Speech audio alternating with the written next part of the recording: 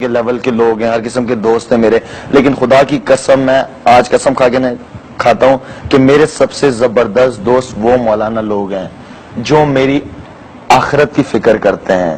وہ لوگ میرے سب سے اچھے دوست ہیں، اس لیے انہیں فکر ہے میری کہ میں صرف دنیا میں پیسہ کمانے یا کرکٹ کھیلنے نہیں آنا ہوں. میں نے یہ ساری چیزیں چھوڑ دینی ہے. میں اتنی سی قبر میں لیٹا ہوا ہوں گا، آس پاس کوئی نہیں ہوگا، صرف میرے اعمال ہوں گے. نہ میرے بیگم ہوگی، نہ میرے بچے ہوں گے، نہ باپ ہوگا، نہ ماں ہوگا، کوئی بھی نہیں ہوگا میرے ساتھ، صرف میں اکیلا لیٹا ہوا ہوں گا.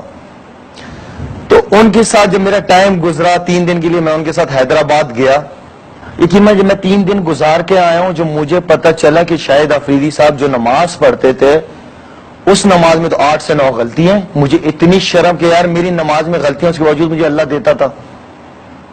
تو جب میں نے نماز سیکھی ان سے، مجھے سمجھ آئی نماز، تو میری نماز بھی ٹھیک ہوئی، میری نماز میں عاجزی بھی آئی.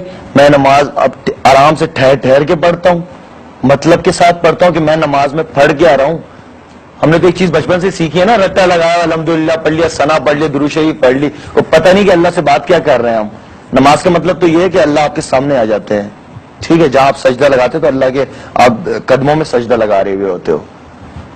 ٹھیک ہے نا. تو آپ جب نماز پڑھ رہے ہوتے تو آپ کو پتہ تو ہونا چاہیے کہ آپ پڑھ کے آ رہے ہو اللہ کے سامنے. یہ چیزیں آپ کو سیکھنے کو ملتی ہیں. ہم تو خوش ہیں بھائی، ہم 5 وقت نماز پڑھتے ہیں، ہمیں پتہ نہیں ہم نماز میں پڑھ کے آ رہے ہیں. تو یہ چیزیں آپ کو سیکھنے کو ملتی ہیں وہاں پہ.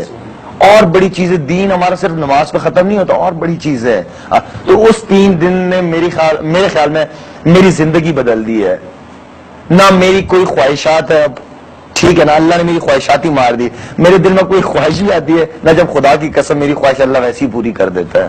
اور میری زندگی اتنی سکون سے اب گزر رہی ہے، اتنی مزیدار زندگی میری گزر رہی ہے کہ آپ سوچ ہی نہیں سکتے. اس کا مطلب ہے کہ دین نے تو آپ کی زندگی پہلے سے بہتر کر دی. پہلے سے بہتر کر دی. سب کچھ پہلے بھی تھا، لیکن اس نے اس کو اور بہتر کر دیا. بالکل. تو یہ جو ہمارے ینگسٹرز کنفیوز رہتے ہیں کہ دین کی طرف جائیں گے تو دنیا چلی جائے گی، سب کچھ چھوڑنا پڑ جائے گا، ہم پیچھے رہ جائیں گے، بیکورڈ کہلائیں گے، یہ وہ، اور پھر اس پہ پھر ویسٹ کا جو بھی کچھ آ رہا ہوتا ہے پریشر.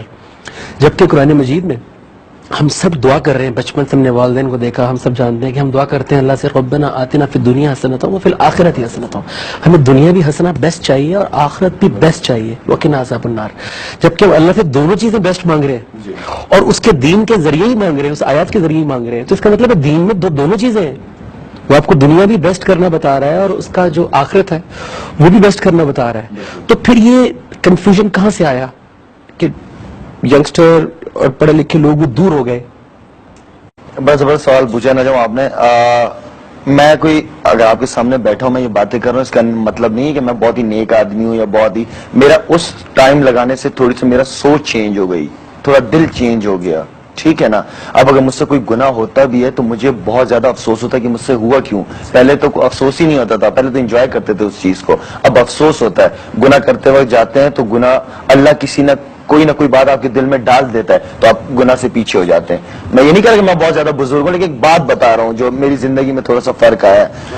آپ نے جس طرح یہ بات بتائی، دیکھیں آج کل ہمارے ایسے ماحول ہم لوگوں نے اپنے آس پاس بنایا ہوا ہے.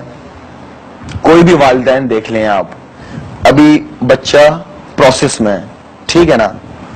باپ کیا چاہ رہا ہے؟ بیٹی ہو. ماں کیا چاہ رہی ہے؟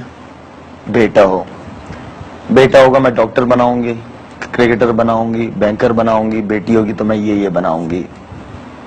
آپ یہ بتائیں کتنے پیرنٹس ہیں خدا کی قسم کر کے کہ وہ یہ چاہتے ہیں کہ اگر ہماری اولاد ہو تو ہم اسے ایک اچھا مسلمان بنائیں. کوئی ہے پیرنٹس اس طرح کے جو اس طرح سوچتے ہوں؟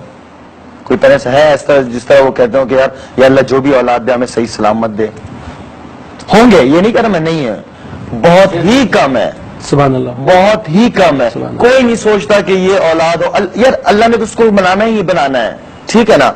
اللہ سے نیت تو اچھی رکھو کہ اللہ ایسی اولاد دے کہ ہم اسے اچھا مسلمان بنا سکے.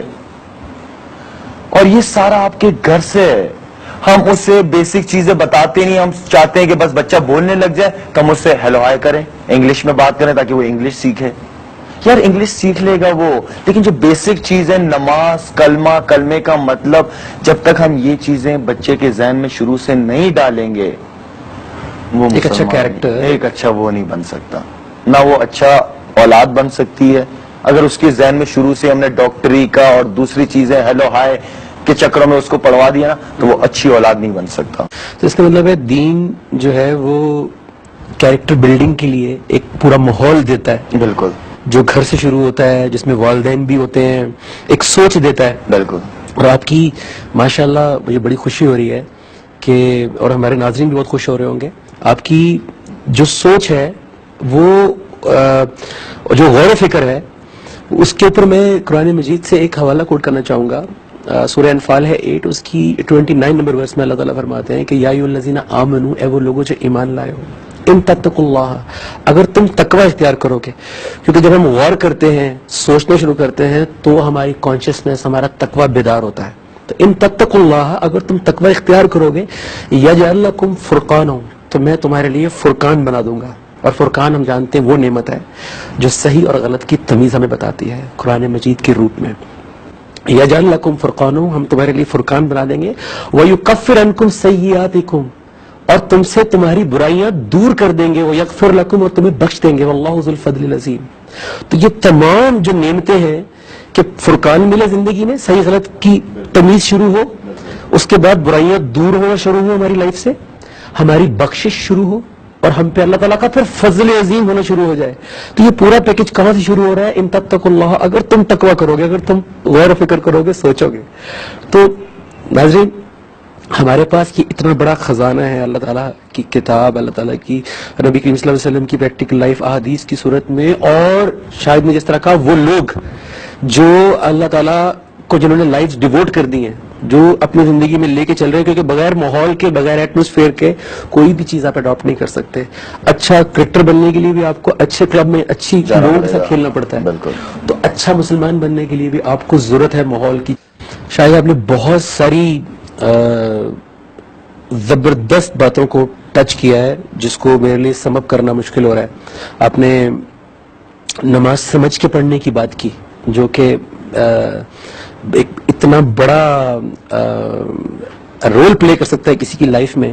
میرے اپنے زندگی میں جو جن کے اوپر میں فخر سے کہہ سکتا ہوں کہ کچھ تبدیلیاں آئی ہیں, اس میں نماز کا بہت بڑا ہاتھ ہے. اور وہ صرف تب ہوا جب جس بات پہ سجدہ کیا تھا وہ بات سمجھ میں آئی, تو جسم کے ساتھ ذات بھی جھکی. جب ذات جھکی تو پھر ذات سوچ میں پڑ جاتی ہے کہ یار میں نے اب سجدہ کر لیا تو کرنا بھی پڑے گا. اس سے پہلے صرف بغیر سوچے سمجھے سجدہ کر رہے تھے. آپ نے سجدے کی بات کی, آپ نے مسجد سے تعلق کی بات کی, آپ نے سوچ کی بات کی. مسجد کا کانسیپٹ ہمیشہ سے یہی تھا کہ ہر فیلڈ سے لوگ جائیں گے مسجد میں, کیونکہ جب میں اکیلا پڑھتا ہوں نماز تو میری لمیٹیشنز ہیں, مجھے چند آیات یاد ہیں, چند سورتیں یاد ہیں, ٹھیک ہے, میں حافظ نہیں ہوں, بہت سارے لوگ حافظ نہیں ہوتے, اور مجھے اپنی زندگی سے کچھ آیات کی روح مل چکی ہے جس کو میں اپنی نماز میں پڑھتا ہوں, اس کو مینٹین کرنے کی کوشش کرتا ہوں, لیکن مجھے آگے بھی بڑھنا ہے. مسجد کا کانسیپٹ یہ تھا کہ میں مسجد جاؤں گا, وہاں پہ وہ لوگ ہوں گے جو مجھ سے بہت آگے ہیں مرتبے میں, درجات میں, جو اس سے گزر چکے ہیں فیز سے. اچھا, وہاں پہ ایک ڈاکٹر بھی آئے گا, انجینئر بھی آئے گا, فوجی بھی آئے گا, کرکٹر بھی آئے گا, ایکٹر بھی آئے گا, وہ تمام لوگ جو اللہ کو ڈھونڈ رہے ہیں, جو اپنی زندگی کو امپروو کرنا چاہتے ہیں. اور جب وہ سب اکٹھے ہوں گے اور ایک میسج پڑھا جائے گا نماز میں, اور جو سب کے کانوں میں جائے گا, اور سب سجدہ کر کے جب اپنی اپنی فیلڈ میں جائیں گے تو اس میسج کو جا کے اپلائی کریں گے. کرکٹر گیا, اس نے جا کے اپنی ٹیم کے ساتھ تعلقات بہتر کیے, اس نے اپنی اپنی چیزوں کو کنٹرول کیا, فوکس کیا. ڈاکٹر گیا, اس نے جا کے اپنے سٹاف کے اوپر کام کرنا شروع کیا, اپنی پرسنل لائف پہ کام کیا. فوجی نے جا کے اپنی بٹالین سے خطاب کیا کہ ہمیں یہ کرنا ہے, یہ کرنا ہے. پولیس مین نے اپنا کام کیا. تو یہ تمام جو مسجد کا جو سب سے بڑا جو کہتے ہیں اتنے گنا ثواب ہے, اسی وجہ سے ہے کہ سب کو کلیکٹو سننے کو ملتا ہے اور سب جا کے کنٹریبیوٹ کرتے ہیں سوسائٹی میں. تو یہ کیا ہوا کہ ہم جب مسجد سے باہر نکلے تو میں واپس اپنی فیلڈ میں چلا گیا, وہ واپس اپنی فیلڈ میں چلا گیا, اور جو لوگ مسجد میں بیٹھے تھے میں ان کے اوپر ساری ذمہ داری چھوڑ کے آ گیا کہ یہ دین کو آگے لے کے چلیں گے, میرے بچوں کو بتائیں گے یا بتائیں گے. کیا میری بھی ذمہ داری تھی, اور جتنے لوگ مسجد میں آئے تھے ان کی ذمہ داری تھی کہ وہ بھی دین کے لیے سوچو فکر کرتے, غور و فکر کرتے, اس کے لیے علم حاصل کرتے. حضور اکرم صلی اللہ علیہ وسلم کے بعد کوئی اور پیغمبر نہیں آئیں گے, وہی ہمارے آخری پیغمبر تھے. ہم لوگ حضور اکرم صلی اللہ علیہ وسلم کی امت ہی ہیں, ٹھیک ہے نا. مجھے آپ کی فکر ہونی چاہیے, آپ کو میری فکر ہونی چاہیے, مجھے اس بھائی کی فکر ہونی چاہیے, اس بھائی کو اس بھائی کی فکر ہونی چاہیے. ہمیں آپس میں ہی ایک دوسرے کی فکر ہونی چاہیے. ہم جب مسلمان جب قرآن میں